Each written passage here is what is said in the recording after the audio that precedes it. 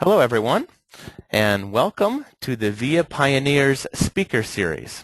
My name is Ryan Nemec, and I'll be your host for this series.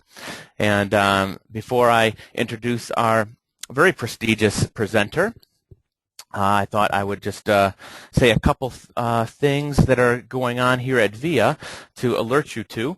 One is, as you can see on the screen here, there are a couple new reports that the VIA Institute has put forth, and these reports are our way of answering the now what question. You know, what do we do after we've taken the VIA survey? What's the next step?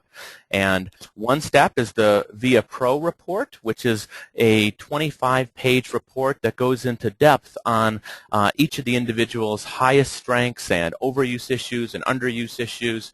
And it's really a report to help the practitioner to better understand their client. And the graphs that are in there, and we have an accompanying practitioner guide that accompanies the reports. So that's all with the effort of helping the practitioner to help their client to take a deeper dive into their character strengths. And then another report that we just launched maybe 4 weeks ago, a month ago or so, is called the VIA Me report.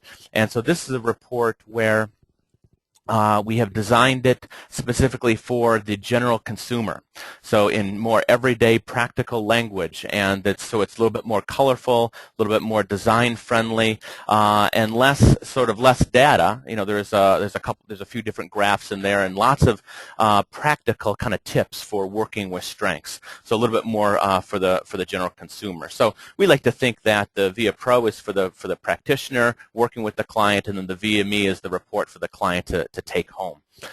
And one other thing to note is that our next VIA Pro course that we call Activation of Strengths Advanced Issues, it's kind of our Part 2 course. Essentially, the Part 1 course is our 7-week course, and we tend to run that about 3 times a year. We're in the middle of one session now.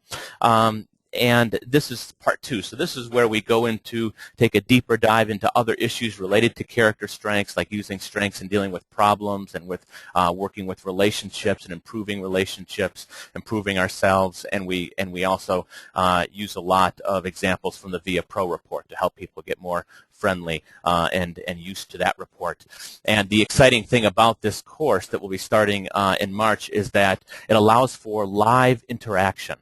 So we actually use a technology platform called Maestro, in which we actually have people, around the world that are on the course, just like this Pioneer Series, and we can pair people up from Turkey and from Canada together in a group of 2 or a group of 3, and then another group from Great Britain, Australia, and from the U.S. together in a group of 3 working together talking about strengths. And we do that with this Maestro technology, so it's all done through the phone.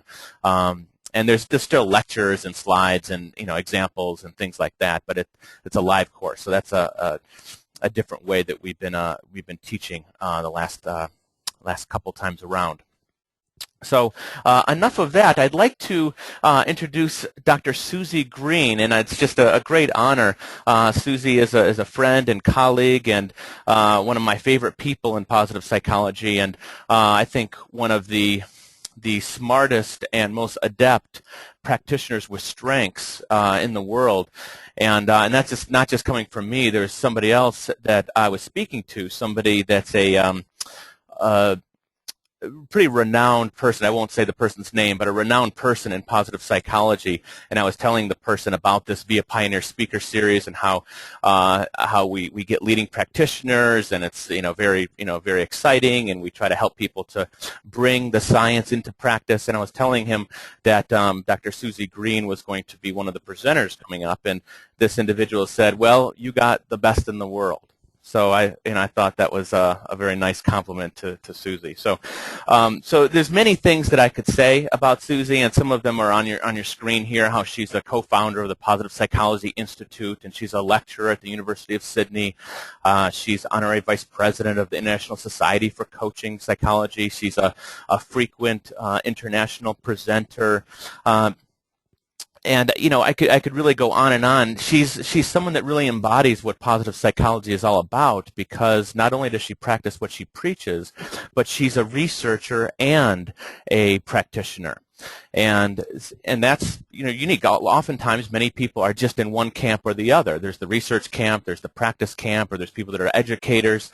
It's not too common. There's a lot of people that do this, but it's not as common to be sort of all of those things in one. And Susie is that, and she also works with Dr. Tony Grant, who many of you are familiar with, who's also a world leader in as a coaching researcher and studying evidence-based coaching. So Tony and Susie often team up in various projects. And I was just, Susie and I were talking a little bit before this call started, and I could give you a long bullet point laundry list of all the ways that Susie has integrated character strengths and positive psychology concepts in her work, but that would take up probably the rest of the call. So I'll just say that she brings this very frequently into her coaching work, into her work consulting to schools, into her research, into her teaching. So without further ado, it's my honor to say welcome, Susie. Oh, thank you, Ryan. Thank you so much. That was a lovely introduction. You're very welcome. Well deserved. Thank you.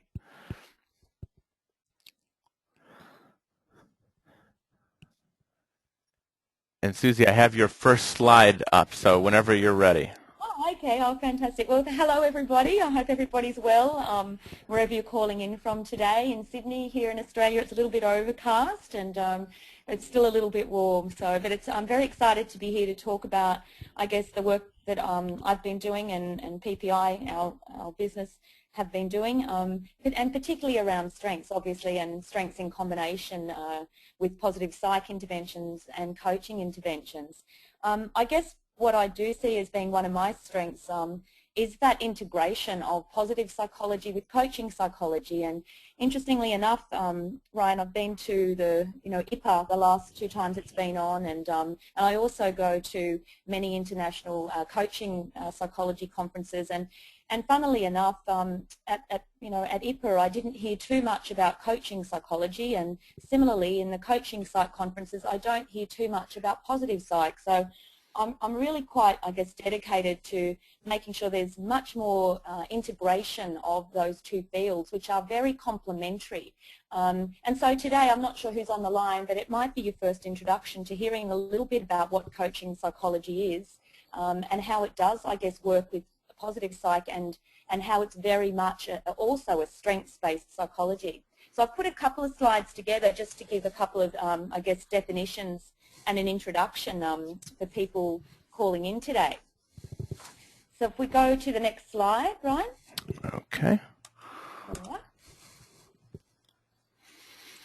right. So this mission statement, that's the Australian Psychological Society. We have an interest group in coaching psychology, and that's been around, I think, since about 2003, so it's been going quite a while. It's one of the largest interest groups that we have here in Australia, and again, interestingly, we don't have a positive psych interest group, and the reason we don't is that positive psych has sat under the coaching psych interest group.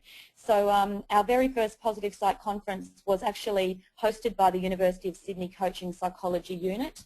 So it's very much, positive psych has sat under coaching psych, and again, we see so much, I guess they're both so complementary, and as you can see, the definition shows that coaching psychology is defined as an applied positive psychology. So it actually also takes that research that's consistently coming out from positive psych and looks at how we can apply that, I guess using particularly evidence-based coaching as a framework or a methodology for the application of the research. And as you can see there, it's the systematic application of behavioural science, and it's also about the enhancement of life experience, work performance and well-being, which are the same objectives that positive psychology aims to achieve. I might go to the next slide. So many people will be familiar with a meta-analysis that was done by Sin and Lubomirsky. I think it was 2009. If you haven't seen that paper, it's a really good paper to get. It's a very good overview of a whole range of positive psych interventions, or PPIs as they're known. And within that meta-analyses, my original doctoral research is in there, which was published in the Journal of Positive Psych. So it was evidence-based, or actually it was a cognitive behavioural solution-focused life coaching intervention. And so that was actually considered a PPI, or a positive psych intervention. And similarly, one of my colleagues, Dr. Gordon Spence, his study was also included in that meta-analysis. So coaching, if you're engaging in coaching, and I guess we certainly try to highlight that it's evidence-based coaching, it has an evidence to support it, you know, you're certainly engaging in positive psychology. So you're already doing positive psych if you're doing evidence-based coaching. And obviously coaching historically, many people will know, was quite focused on, you know, goal striving, goal outcomes, and reaching KPIs. And I think through the development and the sophistication now within coaching, we're seeing a greater move that coaching's not just about achieving outcomes, it's about increasing the well-being of the people you're working with and the people that surround them.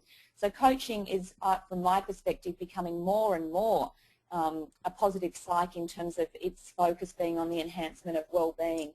But it does provide a lot of rigour. Again, if you look at that definition of evidence-based coaching, it certainly has a lot of rigour in terms of it being a systematic process.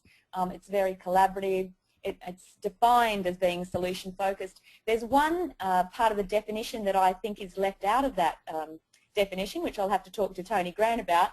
I would also say it's a strengths-based, so solution-focused and strengths-based you know, approach. So the strengths are absolutely core to coaching.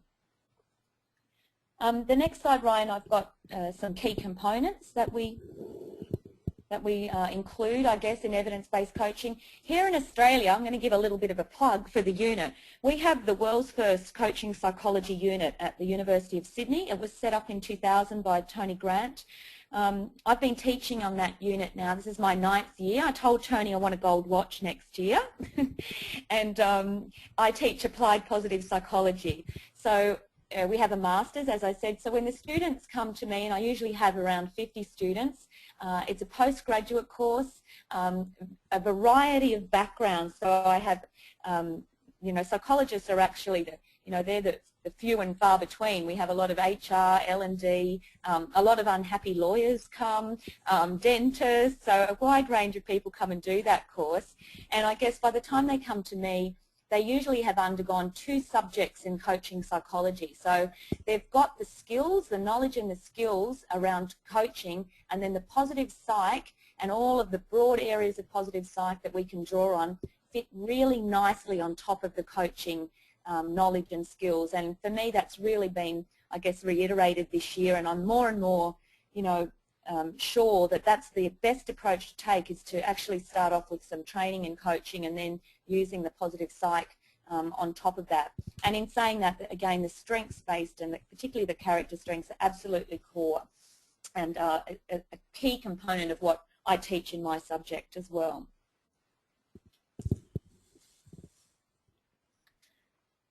Okay, so Ryan, I wanted to talk a little bit about research.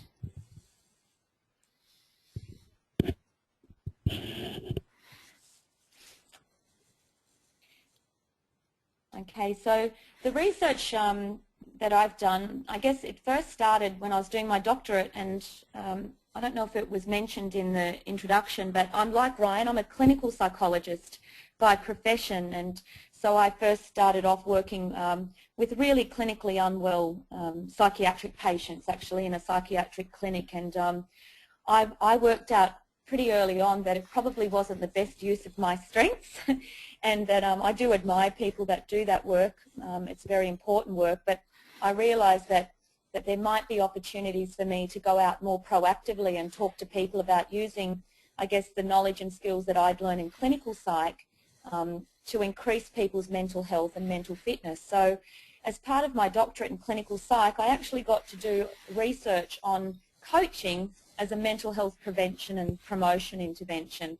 And that was very exciting because in those days you were either studying schizophrenia or depression or anxiety, and so all of us were quite envious that I was doing this on life coaching. And we actually did find we got fantastic results. They are published in Journal of Positive Psych, that the people that went through the coaching not only had significant increases in their goal striving, but significant increases in their well-being. And we also looked at hope, which is one of the key constructs in positive psych. Leading on from that study, in my first class teaching positive psych, I had a very energized school counsellor in my class, and she basically said, why can't we do this with the school students? This coaching would be wonderful for them. So we actually did. We then completed another randomized controlled trial. I wrote a program called Teacher as Coach, based on some of Tony Grant's earlier coaching programs, and we trained teachers in coaching methodologies, and the teachers then coached one-on-one the senior high school students. And again, we got fantastic results. They not only made progress on their academic goals, but their personal goals, and they increased levels of well-being and hardiness, which is a measure of resilience. And that's also published in the International Coaching Psychology Review. Leading on from that, the teachers said, we need this more than the students. So we went back and we brought in coaching psychologists to work one-on-one with the teachers. Again, this was an RCT, a randomized controlled trial, and we again published this last year, and that can be accessed as well. And we got similar results, that evidence-based coaching leads to increases in goal striving, workplace well-being, and hardiness and hope. So we've been getting some great results. Might go to the next page, Ryan.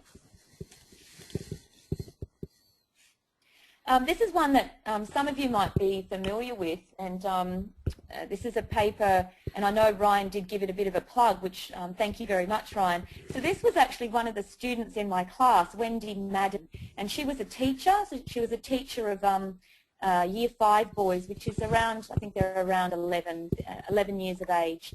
And so what she did was she asked the boys to all do their character strengths, and she actually sat with them. She said it took quite a bit of time. They were asking lots of questions, so she sat with them, took them through the VIA, and then they got their signature strengths, and they made strength shields. So it was an artistic project, which was then, the shields were hung all around the classroom. They started a language of strengths within the classroom, and then the boys were asked to set a goal to use that strength. I haven't got any examples here today, but for example, one boy wanted to increase kindness, and that was one of his signature strengths. And so his goal was to make his bed and his sister's bed every morning before school, but not to let his mother know that it was an assignment. And anyway, Wendy got some, again, it was a pilot study. We didn't have a control group, but again, some great outcomes in terms of enhancing the students' engagement and hope. And I'm going to ask a question. Someone might like to guess this. Does anybody want to guess what the top strength of a class of 11-year-old boys might be? And I'll come back to that later.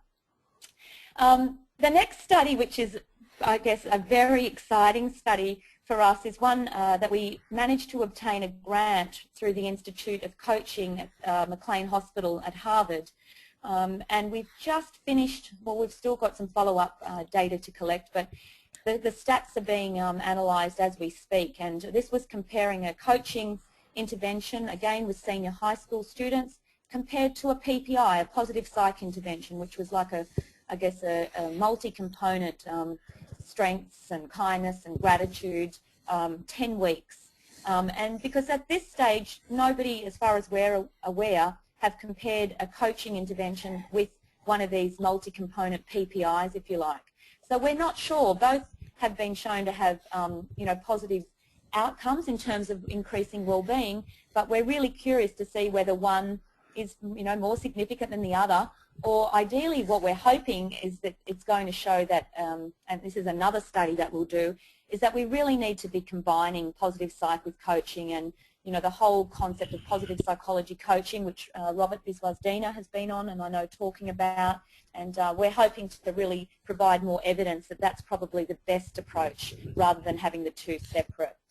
And then finally, the largest piece of research we've got going at the moment is a positive education program. This is a very large-scale strategic program being run here in Sydney at one of the big private schools, Knox Grammar School. It's being evaluated by University of Wollongong. We have 2 PhD students on board. And I was telling Ryan before the call today that we've trained over 200 staff, each member of staff has completed the VR, the interpretive report, and they've become, increasingly familiar with the character strengths and how to use them, how to develop them, and they're now rolling that out to the students. And that's only just started in the last 2 weeks, and the feedback so far has been very positive. So keep posted. We will be publishing a lot of that study and doing a lot of presentations, so please keep posted. Can I pause just for a second, Sue? Yeah, this is great. Thank you.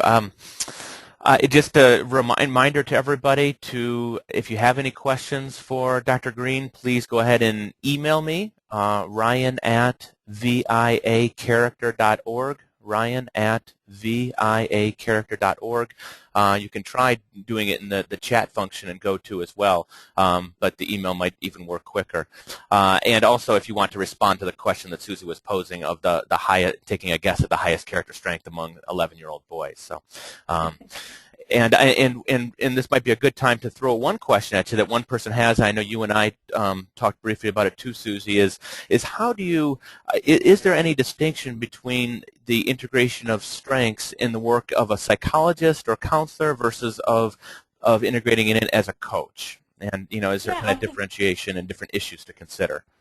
I think there are. I think it's a really important question, and I think just off the top of my head, we actually need much more research of strengths assessment, strengths use with a clinical population. We have minimal studies generally on applications of positive psychology with clinical populations. So, it's similar to you, Ryan, with my clinical background, and I still do work clinically as nobody's immune from disorders like depression and anxiety, and although in the Sydney CBD we tend to get, it's pretty standard, it's like the common cold of psychology, depression and anxiety, but I do know that I'm very mindful of using strengths with clients, particularly clinical clients. In saying that, most of my clinical clients have all done the VIA. Obviously I've given a strong rationale as to why I think it's an important assessment tool and why I take a strengths-based approach as a clinical psychologist. I do have a funny story. I had one client that had been to numerous psychologists and really hadn't made much progress and had problems with his memory and a long history of depression. Anyway, I said to him, we're going to take a strengths-based approach. I'm not sure whether any of your other therapists have taken this approach, and we're going to start looking at what you're doing well, and identifying your character strengths. And he said, but Susie, he said, if I focus on my strengths, what's going to happen to my weaknesses? And it was quite black and white, and I guess sometimes you do see that, with clinical clients. But I said to him, is it possible that we can do both, that we can look at your strengths and really try to leverage them, but perhaps use them around areas for development as well. So I guess the rationale for introduction to clinical clients is really important, and just being really mindful of who's sitting in front of you, and do you think this is going to be a useful tool, or maybe it's a little bit further down the track. I also was involved in some supervision of a psychiatry registrar here in Sydney, and we've got a paper that's half written, it's not been completed. And he ran a positive psychotherapy intervention with some outpatients here at a private psychiatric clinic. And they weren't really very well functioning people. And he said that the comments on the VIA, many people flatly refused to believe they had strengths. When they started to complete the VIA, they felt that the results weren't really true, that even though they completed it, they still found it very hard to engage with the strengths and to see themselves as having those strengths. So I guess, again, for me, it reiterated just how much we need more research on strengths use with clinical populations. So yeah, as a coach, I mean, people love it, Ryan, as you know.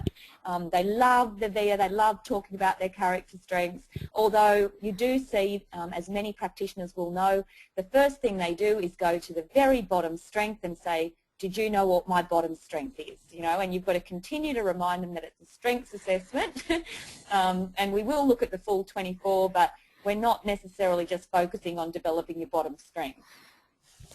Absolutely, lots of great points. Can I ask one more question before you move on? Sure. You mentioned a couple times the importance of giving a good rationale to a Yeah. client before they take the VR, before you discuss character strengths with them, and Yeah. that's such a huge point. I think a lot of people sort of miss that point, or just kind of gloss over that with a sentence or two. But could you give kind of everybody here sort of an idea of how you give that rationale?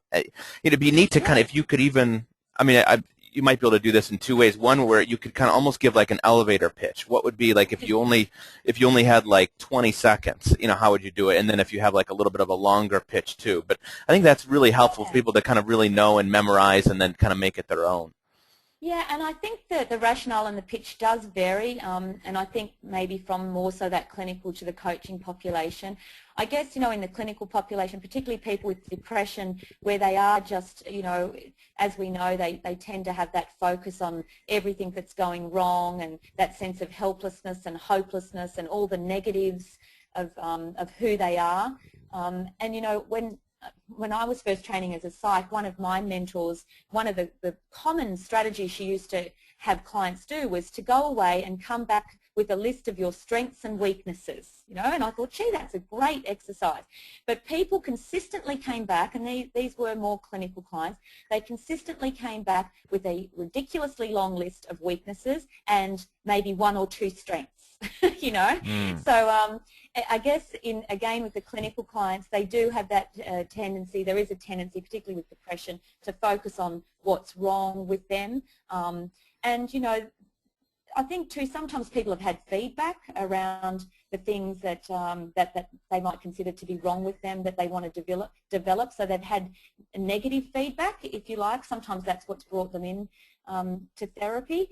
And so I guess I usually say to them that therapy is very much about increasing your self-awareness, and in our busy and harried lives that there's not many opportunity unless you really commit to it yourself, where you sit and take a good look at who you are, what's important to you, how you want to live your life. Now, when you're talking about self-awareness, again, particularly people with low self-esteem or low self-efficacy, they can give you a long list of all, the things that they're not good at. So I usually say to them, as part of that self-awareness, we're also going to look at the things that you are good at, the things that you do have strengths, and give you a language where you feel comfortable to talk about that.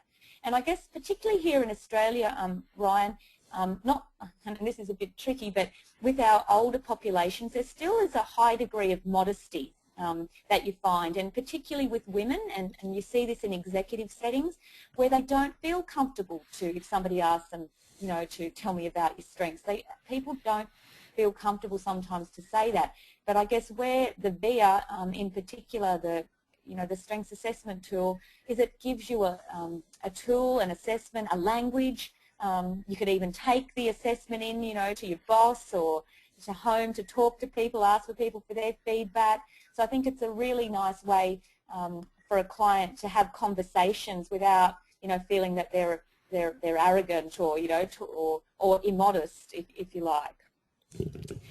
With the coaching, I guess I normally introduce it as coaching is very much solution-focused and strength-based. So we won't be spending a lot of time focusing on the problems. We'll be moving to solutions, and we'll be drawing on your strengths. So coaching is often defined, and historically we've spoken a lot about strengths in coaching, but we haven't had the sophistication of tools like the VIA, to draw on, and tools that are scientifically valid and reliable. And I know some of my organisational clients, want all the stats on the reliability and the validity, and you can provide that to them as well.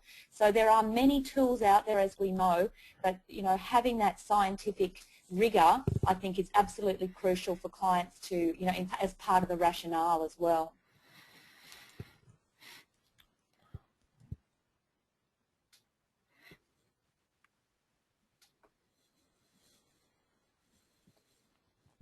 Hello. Oh, hello? Yes. Yep. Hi, Ryan. Yep. Sorry. Should I move on to the next slide here? I think right. Oh, yeah. Yep. Okay. No Okay. problem.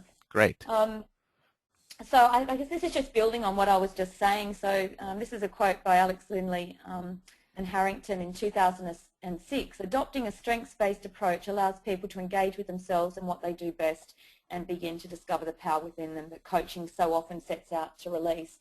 So I think, again, it just highlights how integral the strengths-based approach is in coaching, but again, I think tools like, particularly like the VIA, gives the practitioner and the client, you know, a language to use, a vocabulary of strengths, and to make it very explicit. And I'm going to get to this a little bit further along today in explicitly linking strengths to goals. And I think, you know, that's an area that has huge potential. I've put together just a couple of little client examples. Ryan asked me if I could talk about that. This is when in the early days when I first started using the VIA, and I was using it primarily in my clinical and coaching practice, and I had started doing executive coaching, and I got, I guess, an engagement. I won't say exactly which police force it is here in Australia, but it was fairly senior level policing, and I had a senior male executive. And when we did I thought, I'll give it a try. I don't know how this is going to go down with the executives, you know, whether they're going to find this, you know, a bit too fluffy, talking about, you know, kindness and forgiveness. And so I thought, I'll give it a try. Anyway, this executive I was working with, I had very good rapport with him, which was, I think, helped. His report came back and his top strength was capacity to love and be loved.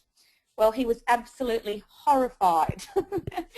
So, you know, I'm supposed to be you know, a tough police officer, if you like. And so I said to him, okay, well, that's interesting, you know, and curiosity is one of my top strengths, Ryan, which helps. So tell me a little bit more about that.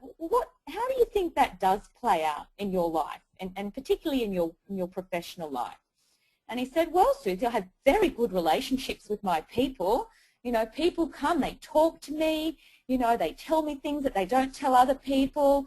And I said, wow, you must really be able to empathize and express that and, you know, communicate well. And so anyway, we had a very long discussion around what that strength, capacity to love and be loved, meant for him, what it looked like behaviourally for him. And I think, you know, it's been a while now, but we ended up changing the language a little so that it was more comfortable for him to use in his daily life. But he in the end, became, you know, much more comfortable to say that that was his top strength. So I think that's a really funny little example. The second one I've got there is a female executive, and I do a lot of work with female executives, and as I said before, this is not uncommon. So they'll come along for career development, if you like, career coaching, and you know, you do the VIA, and if it's not the top strength, it's in the top five. If not the top five, certainly the top 10. Modesty will come up. And so again, you know, using my strength of curiosity, I explore that a little bit. And I had this client in particular said to me, well, Susie, this is what's held me back my whole life, you know, is that I haven't been able to talk about my successes. I haven't been able to communicate in interview. I've often lost jobs, you know, and I'm sitting there with sometimes my counterparts, my male counterparts, and, you know, the boss asks, you know, well, who wants to do this job? And I'm sitting there holding myself back, not wanting to be, you know, overly arrogant. And so I think this is a great example of where strengths can be overplayed. And again, this is something I'd like to come back to a little later. So it does give you the opportunity to talk about, I guess, signature strengths and what, you know, potentially is the golden mean, which is often discussed a lot in the strengths movement, and when can they be overplayed. But again, it was a great conversation starter, and again, I think it highlights how the VIA, there's so much, you could spend so much time going more and more into depth around these character strengths. The third example was a life coaching client, and she'd actually was recovering from cancer. She had in her leg, and it was cut out. She, you know, she was recovering very well, a successful recovery, and but she wanted to really reassess her priorities in her life, and we were doing a little bit of life design in the coaching. And when we did the VIA, bravery was the top strength. And I guess to me, I wasn't surprised by that. If she'd just, you know, been a cancer survivor, if you like, and she said to me, oh, goodness, she said, that would have been at the absolute bottom of the list before I went through this situation. And it really is only this situation that has given me the opportunity to develop that strength of bravery. And I think for me, again, it just reiterated that, you know, that there are life situations that we all go through that are character building, if you like, you know, and I think having the vocabulary of the VIA strengths to be able to name those capacities and to be able to have discussions around that is really, really helpful as well.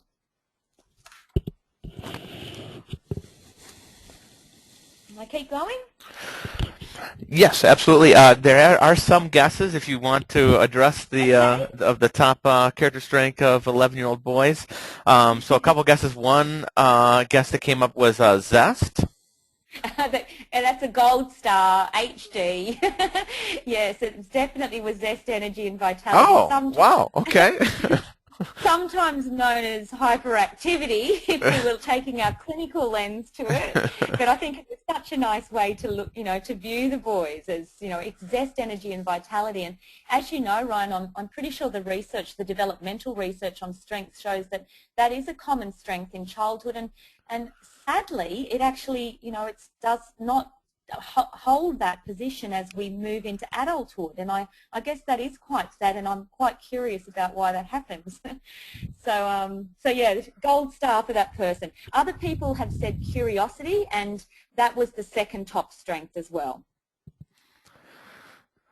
Yeah, that's very interesting. Yeah, zest, kind of across nations tends to be in the bottom 5 in terms of most, you know, in terms of least prevalent strengths across nations. So it is interesting, and I'm sure we could come up with various hypotheses of why that happens. But yeah, and I think probably correlation with depression, and as we know, it's not just depression; it's the languishing state as well, which is, you know, defined by low levels of energy and vitality. So anyway, we'll come back to that shortly too.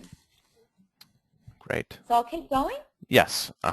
So the next slide I've got is strengths and well-being, and most people I would think are familiar with this research. If you're not, this would be one of the key articles, that I often quote in presentations, but also with my individual clients, clinical and coaching. So these are the 5 character strengths that have been most highly correlated with well-being. So people that report high levels of well-being tend to report having these 5 character strengths in their top, I think, 5 or 10. Ryan might know better than me. So for me as a practitioner, I'm very interested at where those 5 strengths are sitting for my clients, particularly so for the clients with depression and the clients with languishing, if you like. And as much as, you know, and I think it's really great that there's more conversation around this at the moment, as much as in the early days of strengths, we spoke about, you know, focusing on signature strengths. I now know that there, and again in my own practice, there's nothing wrong with working on developing a strength. I don't have any problem with that if it's something that the person values and thinks is important, particularly in terms of a life situation that they're facing at the moment. So if I've got a client coming along that wants to, you know, reduce their low mood and increase their levels of well-being, from my perspective, it's really important to focus on hope, love, zest, gratitude, and curiosity. And hope, I think, is one of the most interesting ones, and I did mention it. I used that in my honours, in my doctoral research, and we showed that evidence-based coaching was a hope enhancement intervention. So by going through coaching, for those people that aren't familiar with hope, it involves goals. So we know that the high hopers set numerous goals. They don't just have one goal, they set numerous goals.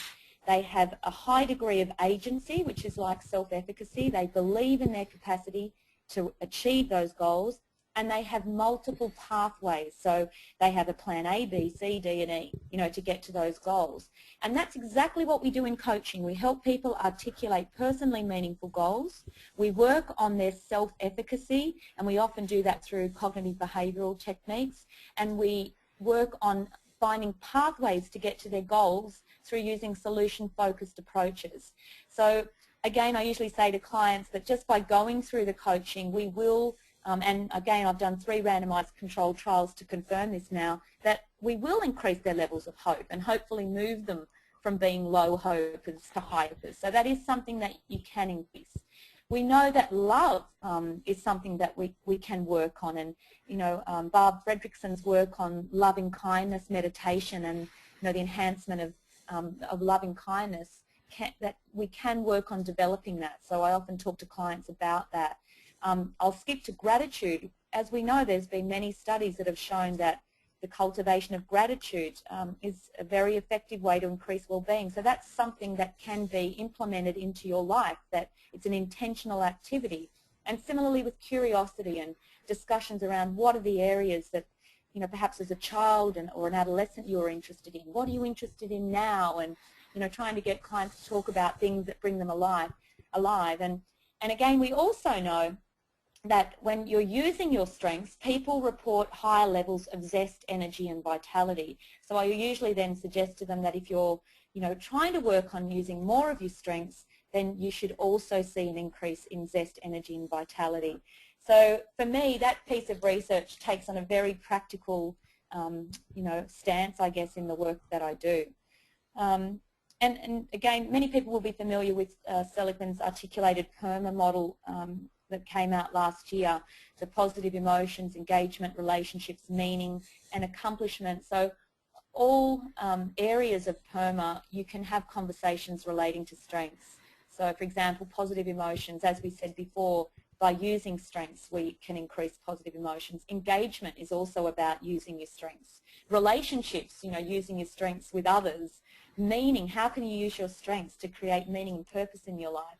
And accomplishment, well, we know that strengths use enhances goal striving. So they're intimately related to all aspects of that Perma model. In coaching in particular, I would say, and Ryan asked me this, which are the strengths that I use or I see important for me to have as a coach. I truly believe that I have to be a high hoper, and hope is one of my strengths.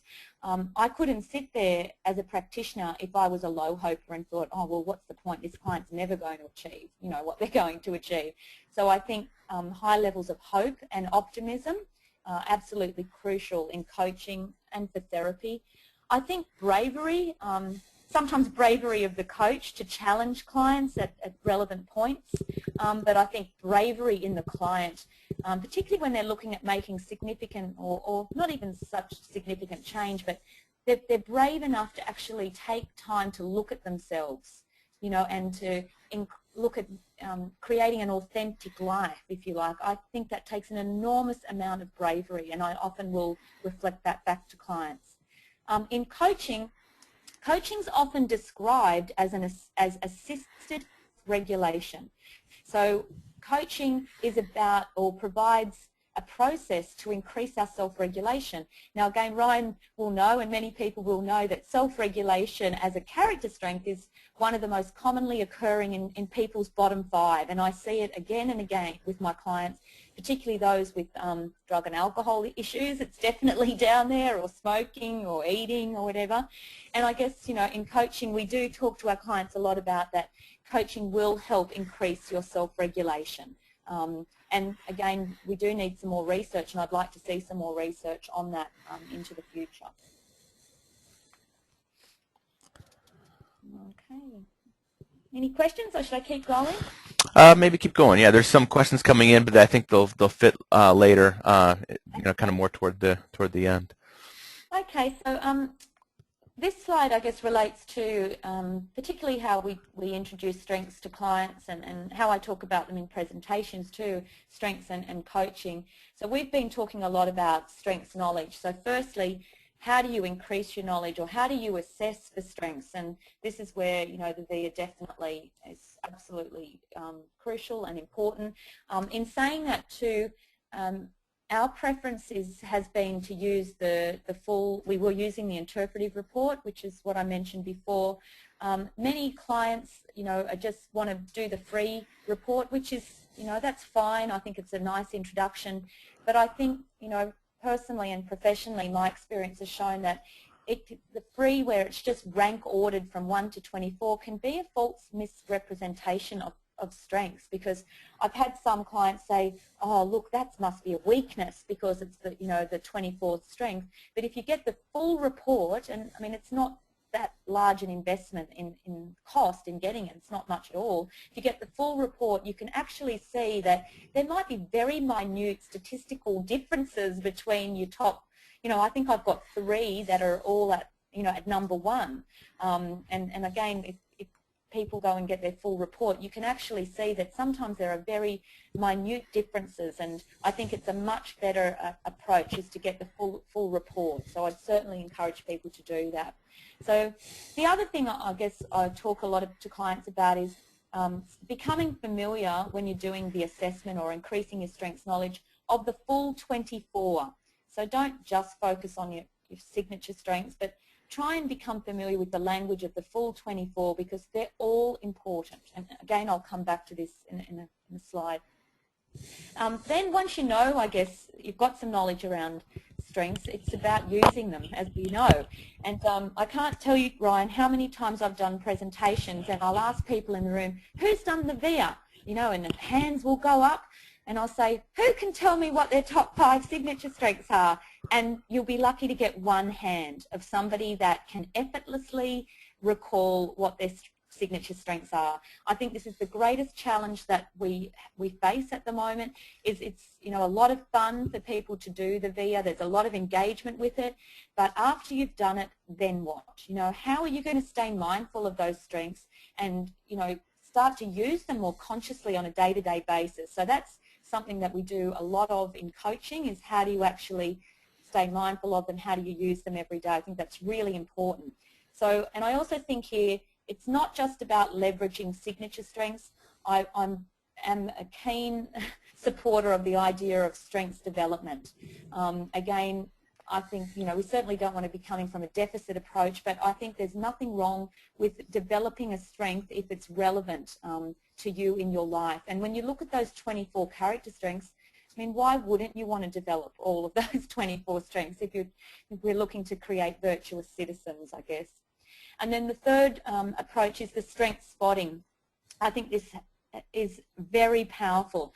So I have an exercise I use with my students, and we've also just run at Knox as well, where at the beginning of the semester, all of the students put their name in a hat. So most of them don't know each other, and then they pull a name out of a hat, and they have to anonymously stalk. It's the stalker task, or you might like to call it the secret admirer task. They have to anonymously stalk that person over the semester, and they have to do some strength spotting. So they have to look for the strengths of that person. And then at the end of the semester, they stand up and they say who they were stalking, and they feed back the strengths. And in many cases, they actually spot very correctly. And it's a goosebump experience. It's a very powerful experience. Also at the school at Knox, where we did it with the teachers, and the other powerful impact I found was one teacher said later on that she had pulled another teacher's name that she didn't really have a great relationship with.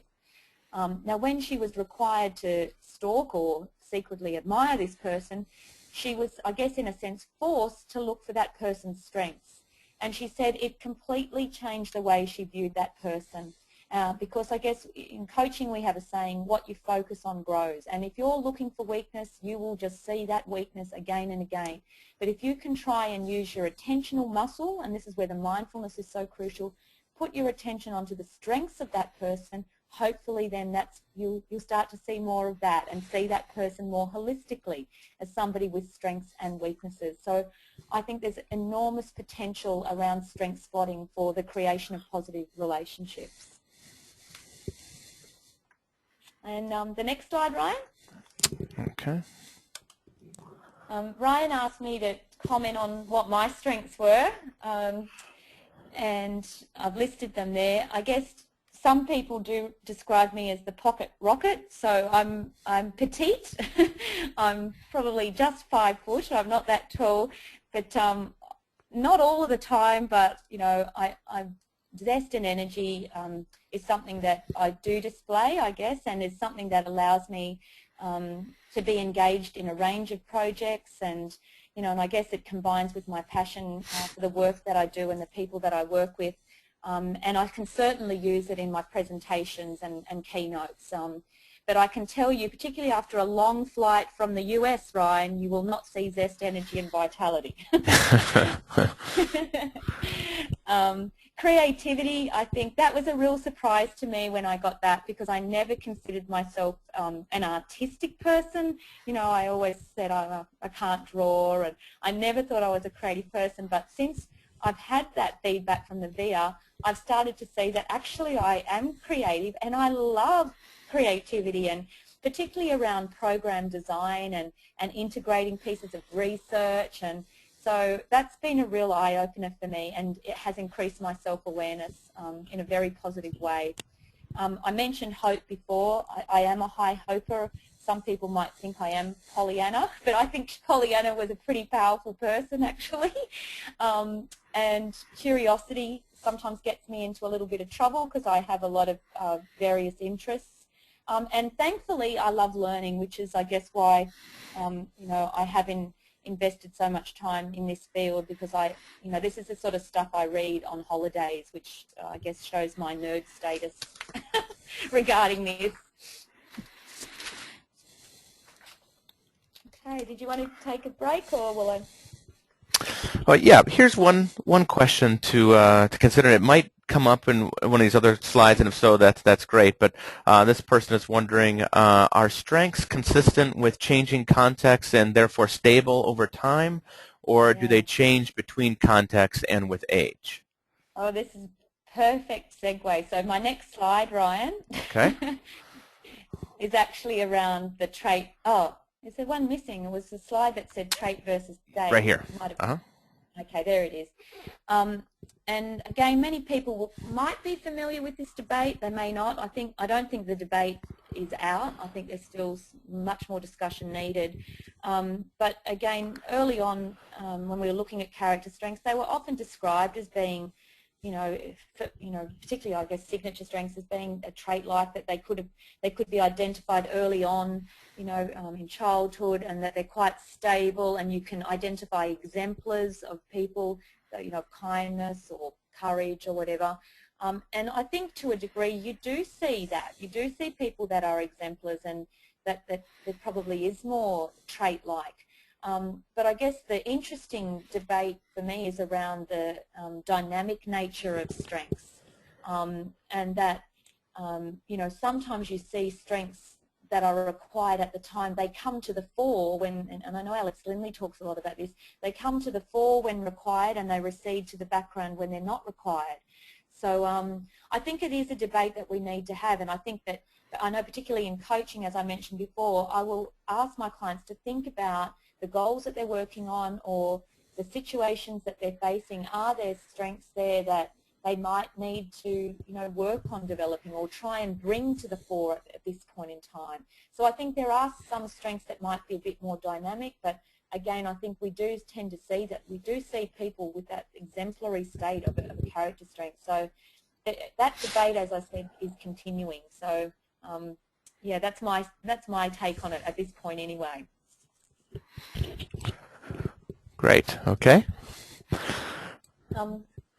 The next slide, I guess, you know, again, is a really interesting discussion, and I think, you know, the further and the more time we go into strengths, we're learning so much. We're still learning so much, and this is why I often try and encourage practitioners to be involved, and particularly in research, to try and link in or liaise with an academic, and we need more research done out in the field, and the practitioners just have a wealth of knowledge about how strengths, you know, what worked with a certain type of client, what didn't work, and we need a stronger feedback loop to the academics that are studying this. So that's something that, you know, I like to do, is have that foot in both camps as, you know, I guess a liaison person between the practitioners and the academics. So I would encourage practitioners to try and be involved, not be scared off by research, and try to build some relationships, and you can get some publications, which is also exciting, and get to present. But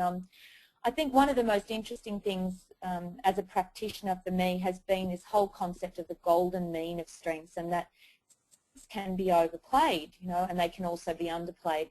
So that example that I gave before of the client with modesty, that strength was clearly being overplayed for her and was actually having a negative impact on her life goals and her achievements. So being able to talk about how do we wind that strength back a little, you know, what would need to happen, or how could we go about doing that, or what's a strength that might be underplayed, that it's not being used enough, that you could wind up.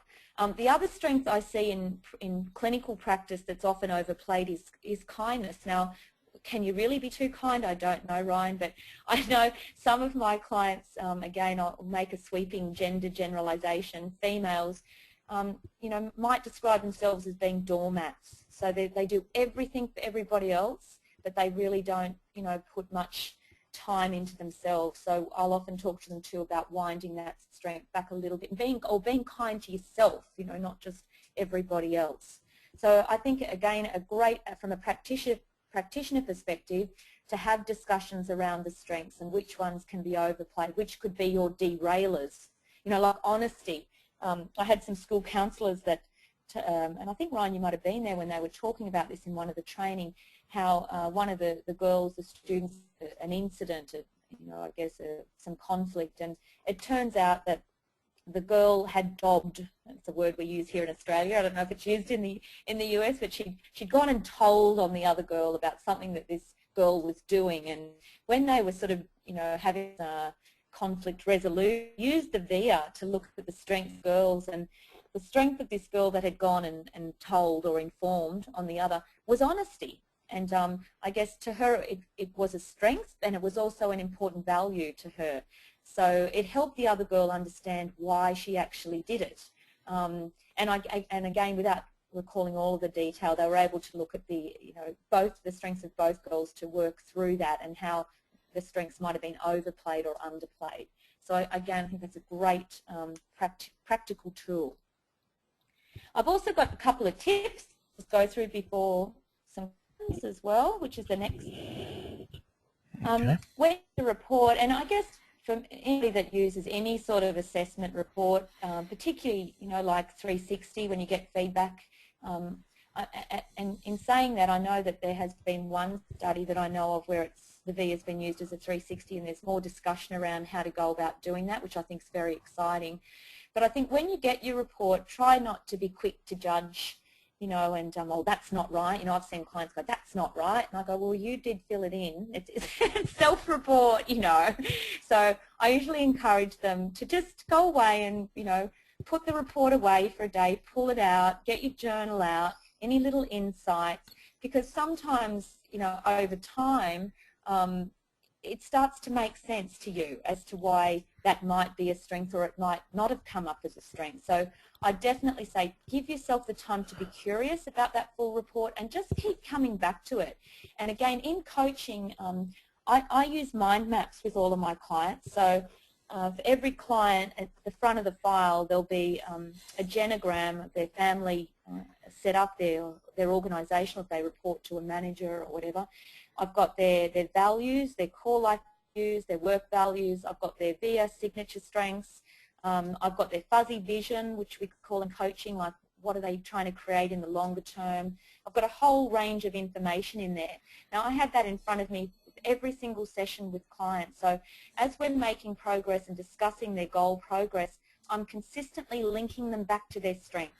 So, okay, you were really used courage this week then, weren't you? Or, you know, oh, I saw that forgiveness, you know, that might be something to think about this week. Or, you know, so I'm consistently trying to link their strengths to the work that we're doing in practice. So I think that's really important. The signature strengths, I think it's a really nice activity to think about signature strengths, particularly around not just the things you're good at, but the things that give you energy and vitality. And to maybe even track your week and to look at the activities that you were doing, or the people that you were with, or what were you doing at the times when you felt most vital and alive, and then try to think, what were there character strengths in there that I was using? You know, and again, try and be more conscious and mindful about that. I think that's been and again, that whole concept of also looking to use your character strengths in novel ways, so ways that you're not currently using them, and we often set that as a goal in coaching. I've said there, identify the strength that you most want to develop. And again, this comes back to my concept of the strengths development. And again, I don't have any problem with the client doing this. I think it actually fits with the whole concept, you know, that Carl Rogers spoke about, the actualizing tendency, that we all as humans have an innate desire for growth and development. So there's absolutely nothing wrong with wanting to develop something. It's just a balance, as we know. We don't want people becoming so deficit focused and, you know, this is wrong with me and I've got to work on that. We want to balance out focusing on the things you're doing well and building on your strengths, but also with developing strengths if it's useful to you. And then the final point is being more explicit when you're looking at your goals about how the strengths are being used or could be leveraged in goal pursuit. And again, you know, a lot of research coming out now showing that that will enhance outcomes if you can explicitly link strengths to your goals. So for whether you're a therapist or a coach, I definitely look at that as part of the goal setting and goal striving process. Great. Okay to ask a couple questions here, Susie? I know we're kind of getting toward the end here. I mean, we don't really have an exact set time. We say that it's about an hour, but maybe just, okay if we go for maybe a few more minutes? Yeah, sure. And I know you still have one more slide. Maybe it looks like it's a concluding slide. But so one kind of relating to the first point that you make here, and that is, what is your approach in working with the full VIA report as opposed to the rank order, the free rank order results? What any particular little quick synopsis of how you would go through the full interpretive report, which is called the VIA Pro report? Yeah, I guess, look, again, usually, you know, the client will have had, I usually, you know, they've had a couple of days to look at it before they would come in, and I often have a set of questions that I send out to the client, sometimes not before that session, but sometimes after, reflective questions. So I've created a handout of reflective questions, and again with the encouragement that don't be too quick to judge, you know, make notes, I guess, of any of the ants. In coaching we call them the ants, the automatic negative thoughts.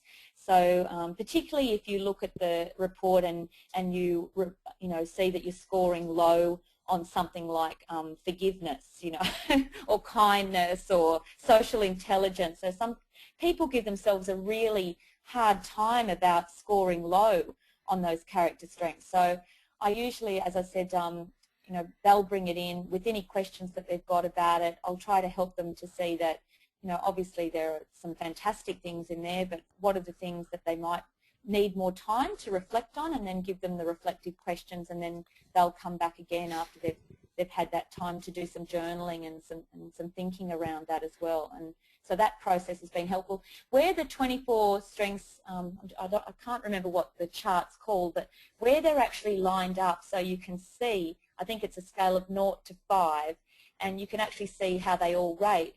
Again, I think for some people, they look at it and they go, wow, I'm really high, you know, on all of them, you know, which is fantastic. So, and as I said, with the free report, you don't see that. People actually think that the 24th strength is a weakness. In many cases, people view it that way.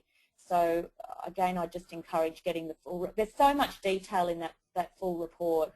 You know, you really need more than an hour to work on it. Yeah, I find that as well. It's oftentimes people don't take as much time to kind of sit there and explore all the different possibilities with their client. I mean, I'm with you. It often could take many sessions. And well, very good response. A couple other questions. One, this person is asking kind of about expanding the language of a particular strength, and you know, kind of getting into, you know, strength synonyms and that kind of thing. And so the question is. First a comment and then a question saying, you know, I've heard many other people like you, Dr. Green, being surprised about creativity being a top strength. And so, and oftentimes people lump that into you have to feel artistic or not feel artistic and so forth. So how best to broaden the language around this strength called creativity? Yeah, I don't know, and often I just draw on the client, because the language has to feel authentic for the client, as you know. So that example of my police officer that did not sit with him. I mean, we managed to get him to understand it, and he ended up changing the language, you know, positive relating or something like that, or a positive relator or something. So I think, I don't think we have to provide all the answers, which is not necessarily the job of the coach, as we know, but to perhaps ask the client to go away and have a think about what might be words that are a better fit for them and more authentic for them around that strength. And I know here in Australia too, there are cultural differences. So zest, I don't know, people have said we don't necessarily use that word that much. I like the word. I love the word zesty. But again, there will be cultural differences and there will be individual differences. And I guess I just try to say to people, and this applies to the whole of the VIA report too, try not to get too black and white and concrete about this report. It's a very useful report if you can think flexibly around it. And as we know, mental flexibility is a sign of psychological health and well-being. So try and be as flexible and try to get it to work for you rather than beating it up and saying it's not doing this or it's not doing that. So that would be my suggestion. Great. Another question, have you used the VIA in a group coaching format in the work site? And you could maybe speak to if it's not a work site, if it's a different site, but because I know you've done a lot in the schools. And this person goes on to a follow-up question of any recommendations or stories or precautions, ideas along those lines. Yeah, look, I think the whole concept of, and I think, I'm not sure, Ryan, the concept of a team report, that is becoming increasingly popular. I think we're certainly moving along, from the focus on the individual to, particularly in organisations and in schools, to the focus on the team. And we have been, and this is an area we'll be moving more into with the school project we've got, looking at the character strengths of the team and looking, again, we don't necessarily want similarity, we want diversity within the team. That whole concept, Alex Lindley talks a lot about complementary role partnering. So by understanding the strengths of our team members, we can work, if creativity isn't my strength and I've got to, come up with an idea for a job, go and do a session with the person that's got creativity as their top strength, or, so I think there's huge potential for this to be done in a team setting. I think we're still in relatively early days. I have done it at a few schools where the whole school has done the VIA, one of the public schools here in Sydney, and fairness, equity and justice came out as being the top strength in every single department and across the whole school. And that was a really interesting discussion for the members of that school. They realised then that it was also a value, that it was a value of the school. But I think it's a discussion raising point. Teams love talking about strengths. There's an organisation here in Sydney that have been using the VIA, Lion Nathan, who I do some work with. They're very innovative in their use of positive psychology in the workplace. They use a 360 tool, the LSI, which some people might be familiar with. They've also been, experimenting with the use of the VIA and the characters, again, in combination with feedback that people have got through these 360s. So again, rather than it being there's a deficit and you need to fix this, how can you use your strengths in these areas as well? So, and again, at a team level. So much more to be done in that area at the team level. Some very good examples there, Susie. Yeah, and you mentioned team report, and that kind of makes me think it's an opportunity for me to note that VIA actually has created a VIA team report through many drafts and consultation with people around the world, and kind of revamping it, and then kind of going back to square one and redrawing it up again. And but it's an excellent, very exciting, dynamic report that's based on the individual VIA survey results. So it's not another survey; it's a report for teams in the workplace, and we'll be launching that probably in about a month or so. It's kind of in the design phase now. So thanks for giving me that chance to note that. It seems like, I don't know if you find this, Susie, but one of the biggest audiences of VIA stuff is people in the business world, and managers and CEOs and human resource professionals.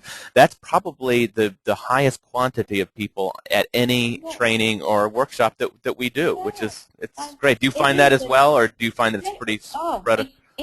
No, increasingly, and I guess initially, as I said earlier, I had some reservations about whether, the hardcore business world would be, open to this, but people love it. They Right. really, Right. I mean, I presented to, top 100 leaders at one of our financial services company here, and I just thought, oh my goodness, how are they going to go? But they loved it. They were laughing and trying to do strength spotting, and look, I have been surprised, but I think it's wonderful, particularly in this day and age in our society when we are trying to talk more about what does it take to create virtuous citizens and virtuous organisational citizens and virtuous organisations. So I think it's a great tool there as well.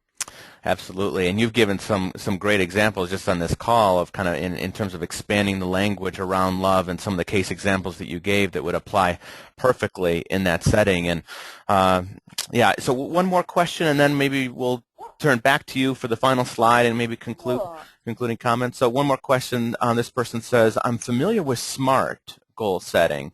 The S, M, the A, the R, and the T, but not as much familiar with goal striving. Can you please expand on this?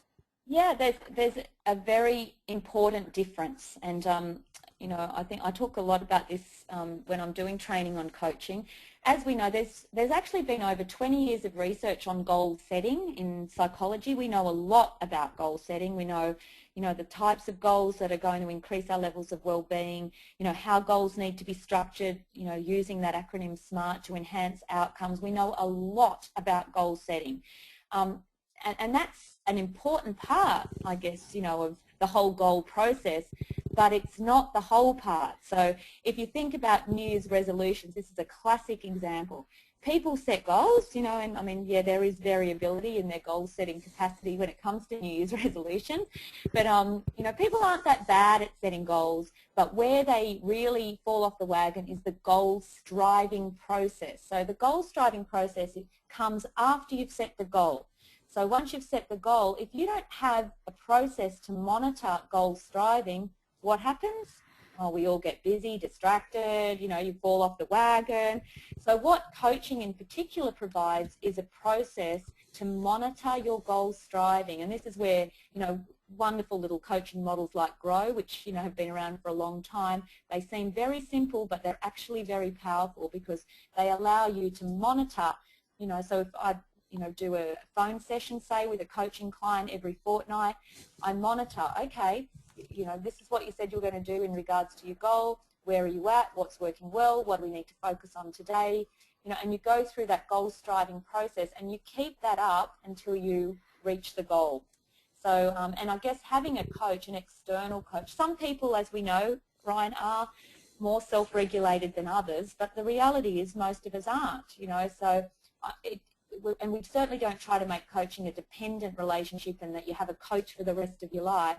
But I know in my life I've had a coach at two important transition points, and it's been absolutely so helpful for me to have somebody holding me accountable and supporting me through that goal striving process. So I think that's where coaching really comes to the fore. And same, if you learn strengths or if you learn any positive psychology intervention, if you don't have some process to monitor application to your everyday life, what happens?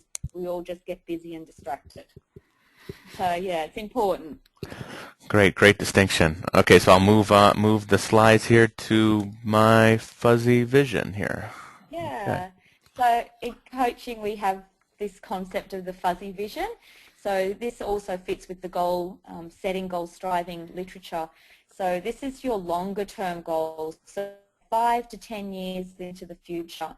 So if I was, sitting or, on this call with everybody in 5 to 10 years time, what would you ideally like to be telling me that's happening for you in your life? Or what would your best possible self, if we want to use that, look like, into the future. So for me, my fuzzy vision, and particularly I guess around strengths, I have to certainly join, this is no originality or creativity here, Ryan, but Alex Linley talks a lot about his vision being for everybody on the planet to know what their strengths are by 2020. And for me, I'd certainly like to see that as well. So, most people being familiar with, particularly I think, the character strengths in terms of creating a virtuous society. So we have a language where it's it's okay to talk about, you know, kindness, love, or leadership's more easily discussed, but for example, at the school we're working at yesterday, one of the teachers came up to us very enthusiastically and said, oh, it went really well with the boys. So these are boys that were probably 15 years of age. Now, can you imagine when they go to chapel and you know, the chaplain's talking about forgiveness?